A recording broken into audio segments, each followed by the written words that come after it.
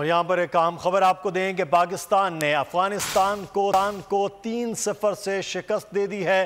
Clean sweep किया है पाकिस्तान ने सीरीज और तीसरा और आखिरी वनडे भी पाकिस्तान के नाम रहा है।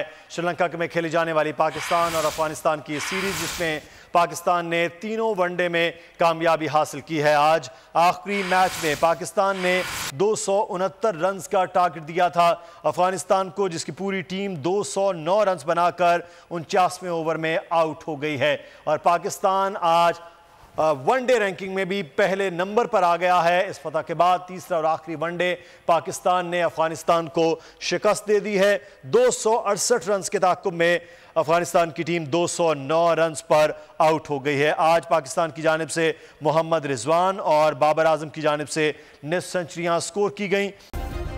सब्सक्राइब करें और बेल दबाएं ताकि कोई खबर रह न जाए।